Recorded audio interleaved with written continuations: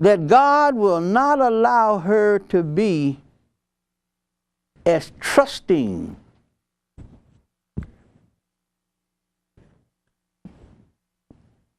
of wickedness and evil.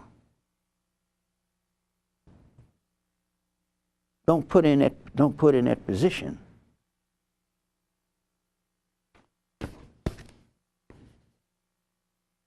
He won't allow her to be a pastor or a co-pastor either, because of this enmity, nor an evangelist, because of this enmity between the woman and Satan, that old devil, and his demons. The enmity is there. It is inherent. It didn't say that she would, or Adam would. God said, I would. I will put between thee and the woman. He's talking to the serpent, that old devil, Satan, and his demons. And between thy seed and her seed. All them little wicked people that's going to be born. And her seed is Christ the Lord. It shall bruise thy head, and thou shalt bruise his heel. We're going to celebrate Christmas in a couple of months, but a few months later, we're going to celebrate Satan's attempt to bruise his heel. But Satan's head was crushed on Christmas when he was born, when he came.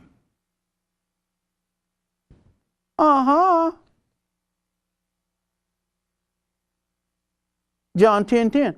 I came that you might have life. The words I speak are spirit and they are life. He ain't talking about no death. He's talking about his words. His life. The mere fact that we celebrate Christmas was a defeat for the devil. He showed up. When the fullness of time, Galatians 4:4-6, when the fullness of time was come, God sent forth his son, born of a woman, born under the law, to redeem those who were under the law. So that the devil's fate was sealed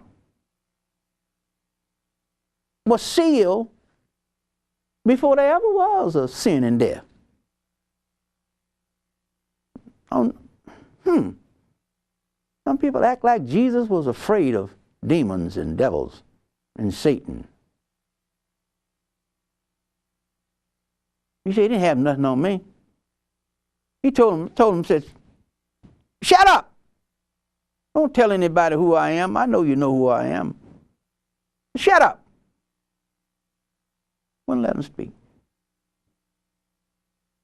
We know who you are, thou son of God. Have you come to torment us before the time? Wow. Now, so here we have, in the little time that I have left, I've got to take you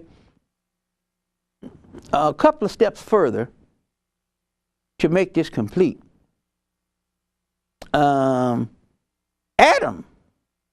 verse 17. Here again, we're talking about God's response to what the man and the woman is telling him. Notice, he didn't allow the devil to speak because he didn't ask him why you did this. He didn't allow him to speak in verse 14 and 15. Now in Adam, verse 17. Well, he dealt with the woman, but he cursed the devil, but he gave a woman a hardship and made her inclined towards her husband. inclined towards her husband. Women basically has to be corrupt by a man, because naturally they are inclined towards a man. A woman loves a man, period. If she don't love you, she'll love somebody else. Because it's ingrained, inherent. But in the childbirth, and unto Adam God said, because thou hast hearkened unto the voice of thy wife, and hast eaten of the tree which I commanded thee, saying, thou shalt not eat of it, cursed is the ground.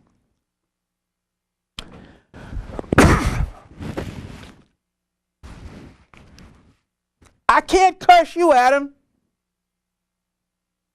so I'll make life hard for you. But your image is intact.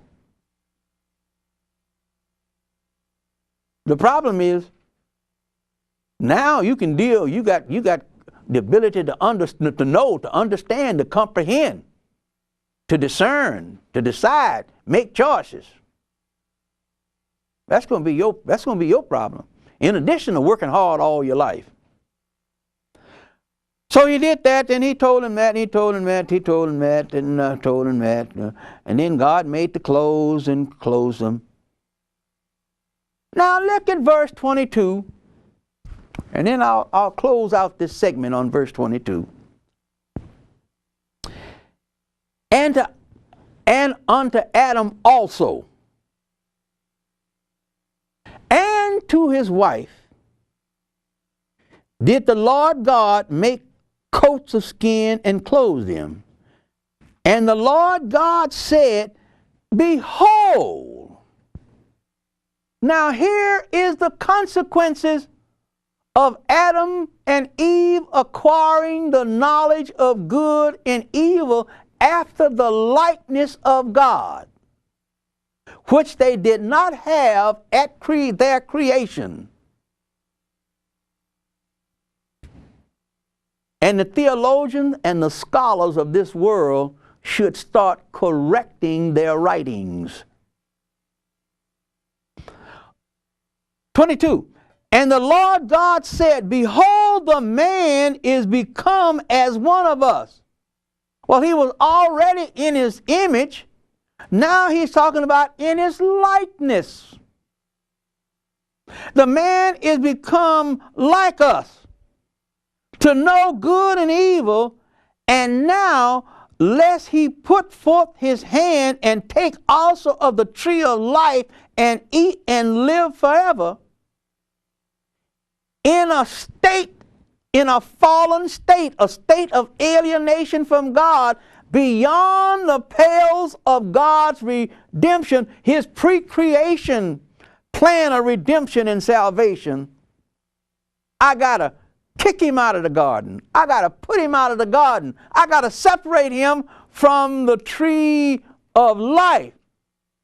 If I don't, he'll outsmart himself and mess up a second time.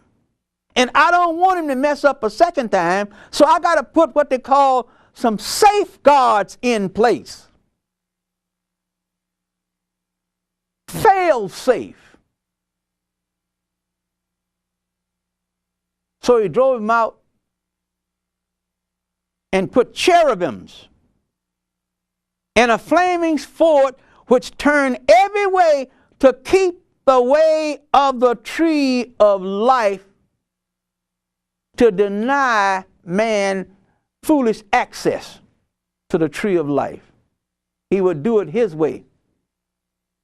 Galatians 4:4, Galatians 3:21-22, and Romans 11:30-32. God bless.